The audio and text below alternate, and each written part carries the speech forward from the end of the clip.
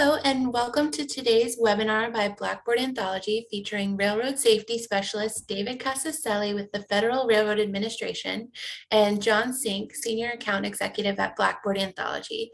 I see a few more attendees logging in, so we'll begin in a minute to give everyone a chance to get settled.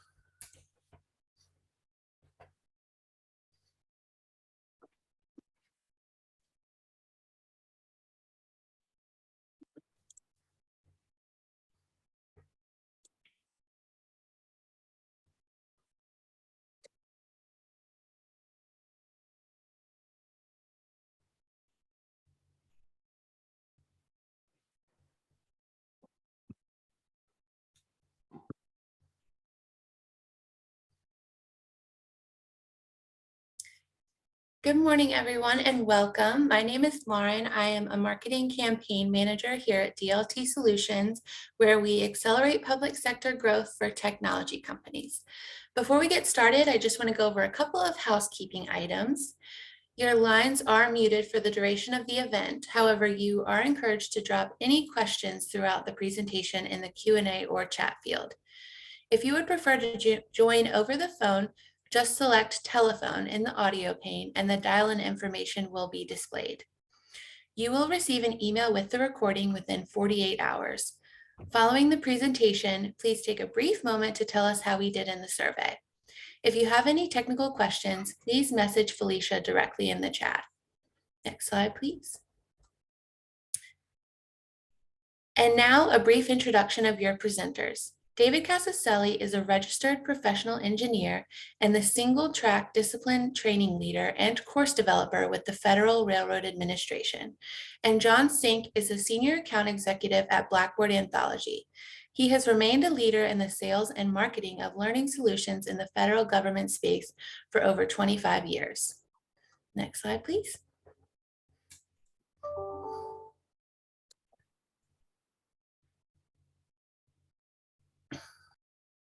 All right, John, I think that's our cue. All right, so let me just start by giving a short introduction here and talking a little bit about Anthology. So Blackboard merged with a company called Anthology, which focuses on the ed tech area on students and administrators and in a way to help students move themselves through their careers and interact with each other at social events and social activities. There's a whole lot of different things that they do, but one of the things they don't really focus on is teaching and learning, as it involves distance learning and in the classroom learning, and that's what Blackboard is an expert at. And so this merger is really a great fit, and don't want to spend a lot of time talking about it, but the company is, the combined company is now called Anthology. So David here is an expert in track safety. I was just looking at his background. I've known David for a long time, but I looked at his official background and he left Michigan State, I think in 2005 after getting a degree in civil engineering, and went to work for the railroad, Union Pacific, and has been involved with railroad track maintenance and safety inspection since then. So he spent, I guess, about 8 years at FRA after working at Union Pacific, and he was a inspector himself at FRA, and now he's essentially bringing all that expertise to others like him. And starting off, David, I want to ask you, like, what are the types of courses that you guys are creating for employees?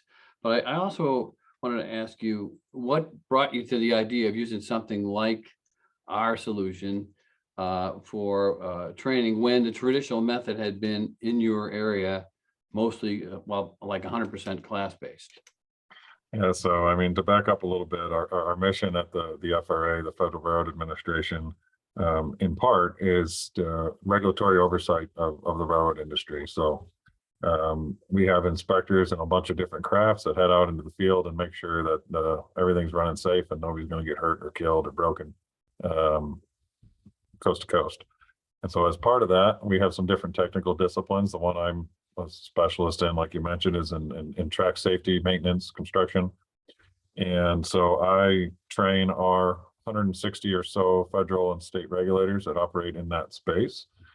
And the courses we create are, they're pretty technical. They're for folks that need to be local subject matter experts on it. They're academic and skills-based courses, if you will, how to use their different tools, how to inspect or evaluate different things in the track. So yeah, our natural progression was find a smart guy that knows this stuff really well and put him in front of a room in front of the other inspectors to tell him what he knows, to teach folks. And to a certain extent, that's still what we do.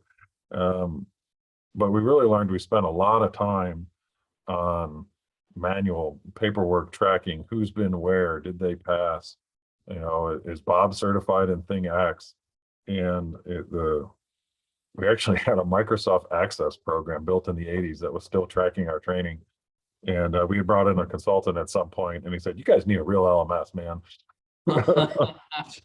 And so we went on a search. He kind of taught us some of the things that we would save on all that, just on the administrative side of tracking students' progress and where they've been and what courses they need to attend or maybe don't, depending on a job change or whatever it might be. And so we went searching and evaluated a bunch of different projects, but landed on Blackboard for, I guess, some of the reasons we'll talk about here. Well, and one question I had for you too is, why is training so important at FRA? So we have a safety mission, so it's really easy to connect what we do to literal lives being saved. An Amtrak train derails, as you guys see it on the news and see the horror stories, and we're one of the links to try to keep that from happening and prevent it in the future. And our folks, like I said, act as experts and resources to the railroaders in the field that are actually doing the work and to know the answers to what's safe and what's not. But in addition to that, we have a distributed workforce. The nation's a really big place, and 160 people means that a track inspector has something like 3,000 miles of track to look over, which also means that there's nobody near him to help him do it. So our folks are out alone every day. They might spend just a couple of weeks a year with one of their peers. And so with that, distributed workforce, we need self-starters and we need to be able to get them the information they need through a formal training program, because they're not going to get it from osmosis working around others in an office or out together, because that's just not part of their job. And that's great stuff. One of the things, the title of this session is not checking boxes, but you are really focused on true learning and not just checking boxes. Can you explain what you mean by that a little bit? So I'm super blessed as an instructor, because I like to say to other folks is I get to teach things that I'm passionate about to people who actually want to hear what I have to say. And so our folks on the front lines are true, safety mentors and leaders, and they care about what they do too. So when they come to class, whether it's a face-to-face class or virtual or some mix thereof, they're actually looking for answers to questions and want to hear what we have to say. So that's awesome. I told John and everybody else that I came across when we were searching for an LMS, when we were explaining what we were doing, is like, we're not doing bloodborne pathogen training. We're not sending folks through a SCORM that some contractor made and want to check a box, yes, that, we've done it and we can all go about our day. We're actually trying to teach people things that they want to learn. And your product, I guess, helped us do that the best, at least as we see fit. How did that transition go from, being slide and classroom oriented only to having an LMS available? So it was slow. I mean, our original wins were in the back end side, the administration side, in I just asked you what it was, the registration and management module. We're just really tracking who's in what classes, making sure they get notified.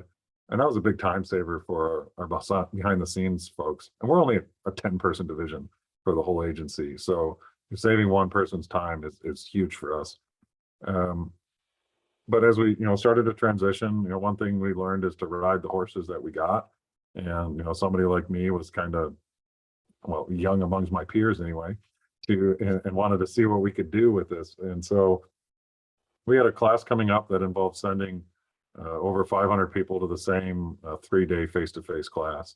And so in offerings of 20 to 30 people at a time, 37 offerings or something, I think we did. And we used that as a catalyst to really take a little bit of time. And we tripped over ourselves, but some of your consultants helped us to build a course out in Blackboard Learn that had some pre-course work in it. So students would have a little something to do before they showed up. All our testing and quizzes were done within Learn to share course materials that way, and even course follow-ups afterward and course evaluations. And we built it out right. It still wasn't a giant leap. We weren't doing rocket science here, but a course that then every one of our instructors taught.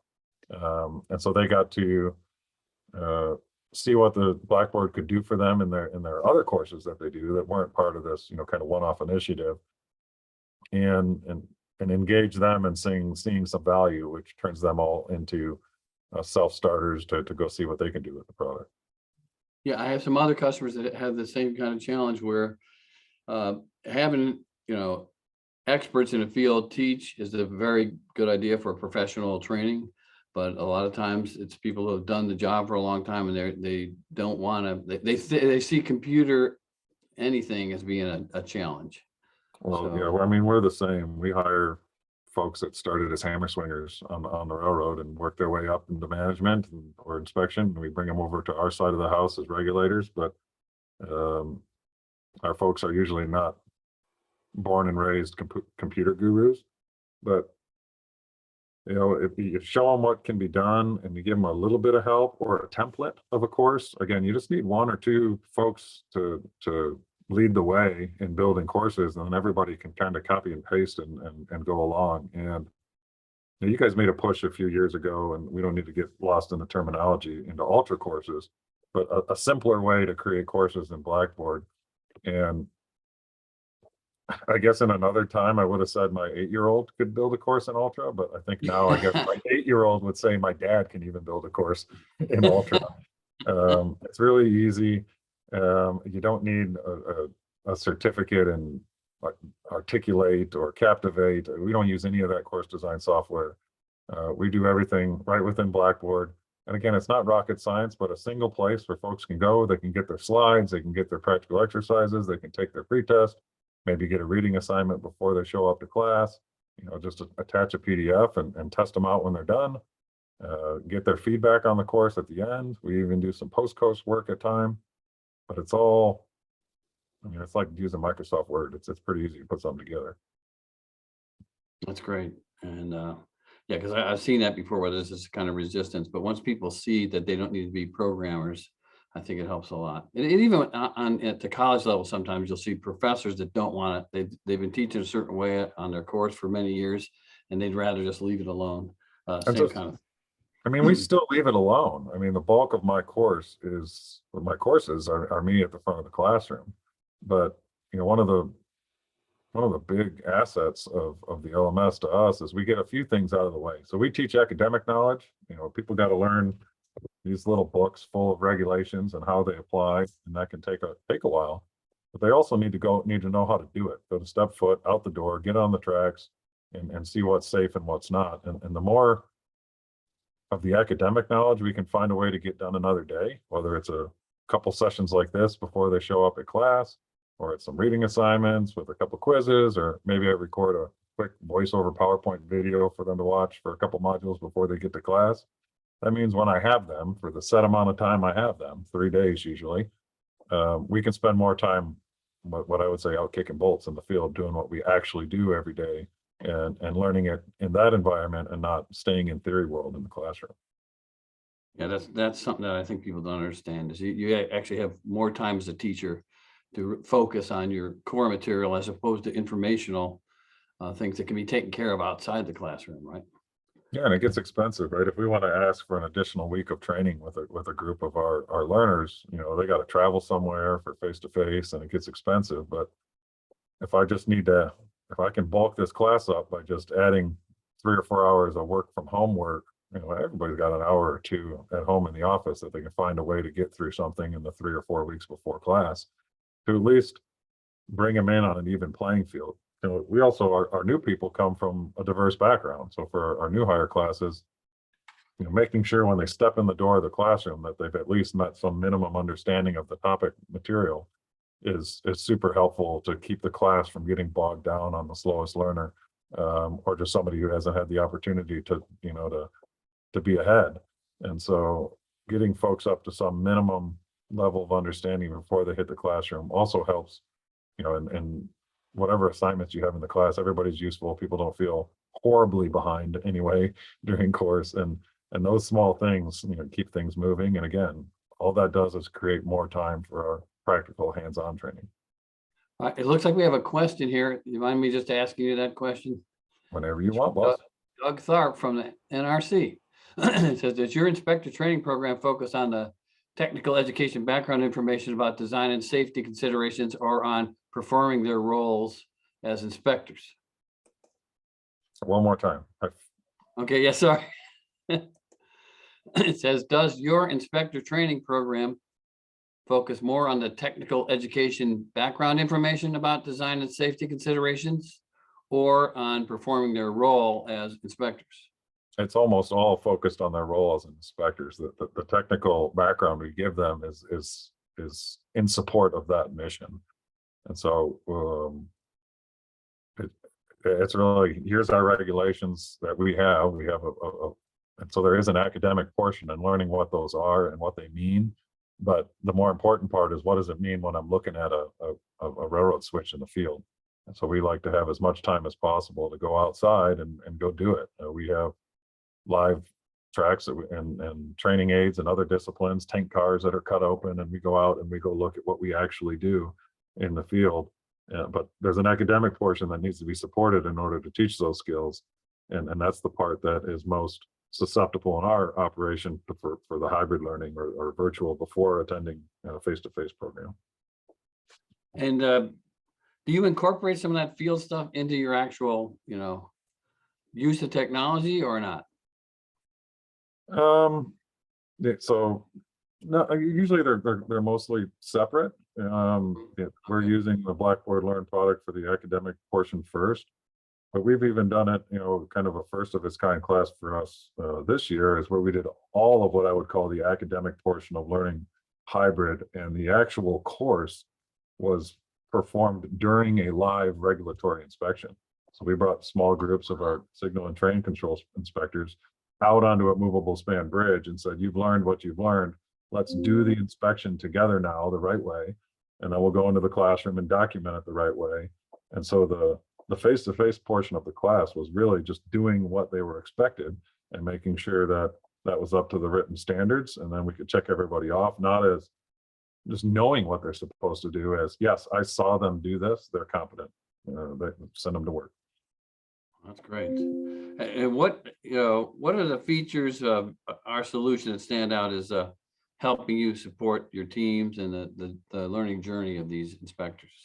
So I mentioned the Ultra courses was kind of a game changer to make things easier. That meant I had to design less of my peers' courses because they could do more of it themselves. For our LMS. You and I were talking, I remember about a month ago, and I was asking how things are going, and you said, yeah, it's real easy to get these courses. And I said, yeah, who's developing those? You said, me. So I was like, it's just me. So far. But if that's where I can help, so be it. But there's some other features. So one thing that really stood out to us early, and it's not really core to learn, but it's that registration and management manual, the back end. Mm-hmm. The folks that you guys have working on that, they kind of run with a startup mindset. We were able to customize that to really our specific solution. Who gets an email when somebody's enrolled? Is it their boss? Some of them are external; they don't work for us, but we know who their manager is at their company, and they can get notified when somebody's in a class or passes a class. how enrollments work, who can enroll when, what's in the notification, travel dates, and all this other custom variables that we were all allowed to populate into these notifications. I mean, we don't send a single manual email before a course. It's all comes through that system or through Learn as an announcement. Nobody needs to log into Outlook and type in their students and send them an email and say, hey, you need to know this for class tomorrow. That's all taken care of upfront, and that was a huge time saver. Especially when you talk remembering who's boss, who works for who, and finding them to CC them on email. It was an administrative nightmare. So that was huge early on. And now we just take it for granted. But we've actually done some additional customizations there for our on-the-job training program in the last year or so. So it's super cool to have that ability. And I don't know what everybody else's budget is, but it costs a lot less than the other contracts we have customized software, put it that way. And but for other features that have become useful, other than the obvious, like I mentioned, we use the departments feature in Blackboard Learn quite a bit. So being a government agency, we have our own SharePoint sites and team sites for internal users, but we can't engage folks external to the government in those formats. We're just not allowed to give them credentials. But we do have the need to share reference material, if you will, or data with some outside parties, those state partners I mentioned. There's some state programs that help us enforce our regulations. And so we use Blackboard to share that information in the departments feature. We have just file libraries in there, but we also have the message boards there where folks can ask questions and engage outside of courses, ways for them to submit materials that maybe need to be included in this library of reference material.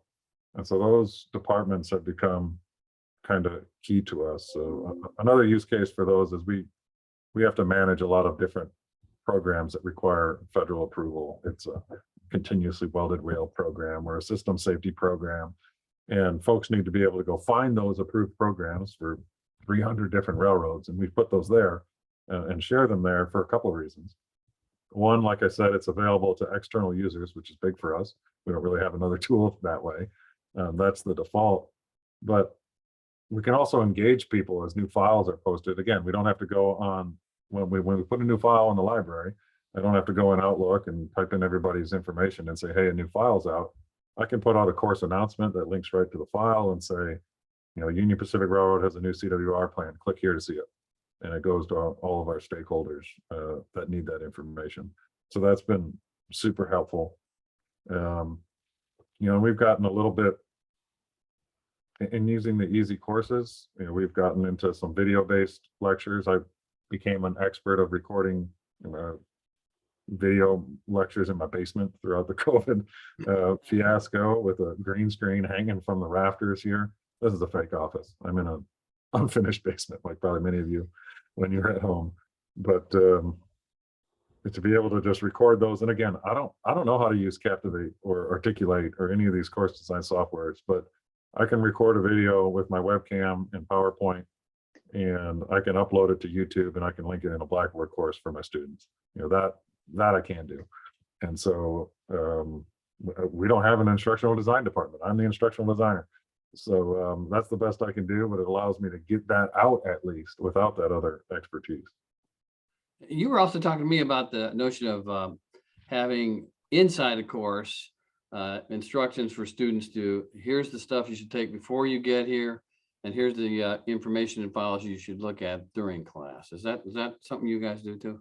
Yeah, in our course template that we put together, there's about 4 main areas. There's instructions and announcements. So this is what class you're in, and this is what you need to know. There's a pre-course work folder. So it's everything that people need to do before attending a face-to-face course, or a pre-work folder. We have a course content folder. That's the work and materials you'll need during course. So it's the copy of the slides, any practical exercises they're going to need to do. Wednesday morning's quiz will be in there. And then we also sometimes use post-course work. On our best days, our courses have 3rd or 4th level evaluations that require them to go apply what they learned in class on the job, and maybe upload a report that was made as a result of doing an inspection in whatever thing we taught, or or something, go take a picture of finding one of the things we taught you in the field and upload the picture and tell a paragraph about what you found and what you did about it. Or on our really good days, they do that and engage with their own supervisor to get their review and then submit that back to us. These things are impossible without the learning management system. If I see 160 people in 8 iterations of a course and they have an assignment due 30 days after class, just think about that Excel sheet or notebook where you're in your email box exploding with, hey, here's the report you told me to do. Okay, I got to go find out what class you're in, go find you, go check you off, figure out if that means you now have earned a certificate for the course, go print one off with your name on it in Adobe and email it to you. But with Learn, that's all automated. I just go in every Friday. I see, oh, look, I got 12 new assignments to grade in 6 different courses. I grade them. And if that grade is what made them pass, the rest of it happens automatically. They get passed, they get sent to the enrollment and management module, which sends them a completion email, and they got a certificate waiting for them. And those are just things that are, again, an administrative nightmare to do without some automation that Blackboard and the enrollment module let you do. And so even though grading is something that people associate with college, it is helpful for you in this professional context as well. Is that right? Yeah, I mean, we would give 20 question multiple choice, assessments at the end of a class, and at least I don't have to manually grade those anymore. But even for things that do require manual grading, if you require a student to give a written response, or in this case, after class, upload some record of something they accomplished in the field, it's a heck of a lot easier than management via email. In our grading system, it's not like it's a complex rubric. It's okay, great, you did the assignment, credit, 9 times out of 10, or a multiple choice or true false questions that auto grade themselves. But we do have some virtual only offerings now that 5 years after having Blackboard. Like I said, we tiptoed into it. It's a benefit. It's not a replacement for the courses, face-to-face courses we do. They're all supplements, if you will. But especially during COVID, we were a heck of a lot more effective than we would have been without a little bit of background in these tools. But we use them going forward. If you got 2 hours worth of content that 200 people need to learn, or 4 hours, it surely doesn't justify flying them across the country for that program, or making them wait until you have 24 hours of content to bring them out 6 months from now. We can put this together something quick and roll it out, track and make sure everybody actually attended the webinar or viewed the recording or took the quiz or whatever it was, and be able to say, yes, we got that to everybody, and everybody, showed their competence, and we're good to go. Yes, we've accomplished that, management. Well, I really appreciate all this. I think at this point, we ask if there's any questions out there and the folks participating. If not, I have a couple of final questions. But is there anybody that's on the webinar today that would like to ask one? I guess, can you submit it in the Q&A? Is that the best place for it? Felicia and Lauren and everybody, if they want to send us one, or can they just talk?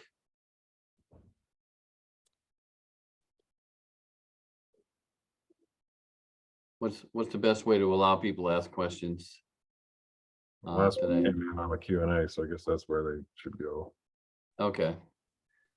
So if anybody wants to submit something on the Q&A, we'll just give you a couple of seconds here. If not, I got a few more final questions for David, and we'll wrap it up. And thank you all for participating today. So just give it a couple of seconds here. Tell you what, I'm just going to go with mine. And if anybody has any additional ones, please feel free to ask. But what do you see as the strategies that help you engage? You talked a lot about it already, but it's kind of my final wrap up here is, what are the kinds of things that you guys are doing to get learners engaged? Learner engagement is something that's important across colleges and elementary schools and professional training as well. And what is helping you to get that accomplished, especially in the context of using this kind of a technology? So, a few things are with the hybrid courses where they have, pre-work or post-work before and after the face-to-face portion. their contact with our training division is no longer only 3 days a year or something like that, because it gets spread out a little bit. And that makes people more comfortable asking questions in class or 6 months from now, because they know who you are as an instructor. And there's just certain questions that people won't ask their boss for whatever reason, or the headquarters policy department. They might not want to know exactly what something is, but how did we get there? What did it used to be? And they need a safe person to ask some of those questions to. We've used graded discussion board conversations a couple times that have had way more engagement than I ever thought they would with our, kind of blue collar at heart workforce. That has been helpful. And the use of the departments, as I talked about, for file sharing and the message boards in there, keep us connected over time, which has been helpful. And this, That's also called organization, just for people. oh, that's who right. might- Yeah, depending on That's all right. I know what you mean. language set. It's this place where you can have sort of central and not course dependent communication between users and students and instructors. And it's called organization. So I don't mean to correct you, but Yeah, we somebody changed might, who knows, might be on this session going, what the heck is departments? I just want to clear that. we edited the language pack. It's departments on ours. Another great customer. Oh, okay. Well, that's a good way to describe it too. Okay. But that's helpful, and that engages a lot of folks. And some of this, getting the quote unquote, getting the academic work out of the way before, going to play with widgets face to face. All of that, like I said, just drives engagement over time. It gets students to class ready to talk about something. They might have held on to a question for 2 weeks, and now they're ready to ask it, and so sometimes it's, you used to get those questions 2 weeks after class, and now they're worked out during class. And in the long run, some of this has freed up time and resources within our lean training department to allow us to help with other things along the way, whether it's hosting a quick webinar or building this little 2-hour course, virtual course. Again, it's additional touch points with those students, and it's the relationship between the instructor and the learners that drives the engagement, and that allows us to be engaged with them. If we give them attention, they're going to give it back to us as engagement. So they know who we are, they know what we're capable of, they know what we know. They know, I think a lot of training departments are uniquely placed in their organization to touch a lot of people and not be siloed. And so they know we can be valuable there, and they reach out because they know we can help them. And we're also one of the few divisions of an organization whose only job, for the most part, is helping everybody else. And so That's a really good way to look at it. so they come to us for that service quite a bit. Well, the final question I have then is, what advice do you have for other government agencies or professional training organizations that are just getting started with exploring learning technologies? Is there any ideas or tidbits that you might be able to pass along? Yeah, I mean, so we were there 6 years ago or so. We were, coming out of the dark ages. We got some help in searching because we didn't know what we needed. So we did have a consultant with us to help show us the different products and learn about our operation, to help us evaluate the different LMS and offerings, which was helpful. They got us off the ground anyway, and helped us make a recommendation on which solution to pick. I think that was helpful, although you could do it on your own. Just go out and see them, but picture your training program, and you want to find somebody who will listen when you say, this is what we do, how exactly are you going to help me? And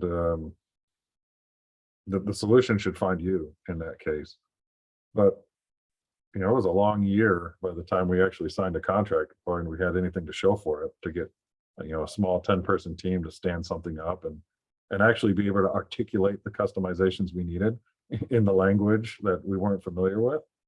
But what we did is find a horse that was passionate and maybe a little interested in technology and ride him. And that horse was me at the time, but somebody who wanted to see what was there and has that curious mindset to find a way to help the rest of the team. But the key here, I think, that worked for us is then empower that person and say, you're in charge.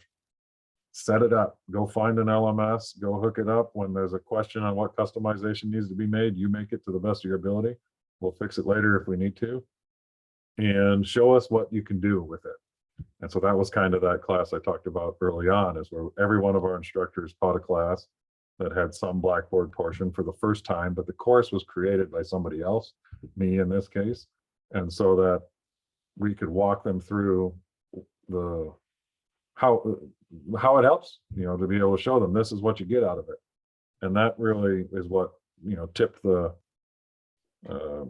whatever you want to call it, tip the scales to say, all right, there's something here that can be useful to me, even for folks that would much rather never turn their computer on any day of the week. Well, thank you so much for your contributions today. It's really always been great working with you. I mean, I hadn't been here less than a year, I think, when I started with you guys. And I remember I didn't sit down and say, hey, the place for learning technology is railroad. that was my plan, but it's just incredible what you guys have done over this period of time, and the value you're getting out of what we can offer. So it's really great working with you as always. And I really appreciate you taking the time with myself and our participants in the webinar today to do this. Yeah, happy to help. And there's 1,000 features in Blackboard that we're not using. And I guess another last plug that we kind of like is we can get those turned off and out of our way, so our instructors don't have to even see them if it's something they're not going to use. And so that's been helpful as well. And maybe someday we'll figure out what those things are that we turned off and find the value in that. But to answer your question on adapting it, that was super helpful too, to declutter the interface for our instructors to only see the things that they were going to use. But happy to help you, John. It's always fun to chat. So thank you very much. Lauren, you want to wrap it up? Yes, sir. If we don't have any additional questions, I just want to say thank you to David and John for giving us an insight into Blackboard's anthology, Blackboard Anthology's railroad safety capabilities and features. And thank you to everyone who participated today. As a reminder, today's session was recorded, so everyone will get that in their inbox within 24 hours or 48 hours, I should say. But this concludes today's webinar. So thank you again for attending, and we hope you enjoy the rest of your day. Bye-bye, everybody. Bye, guys.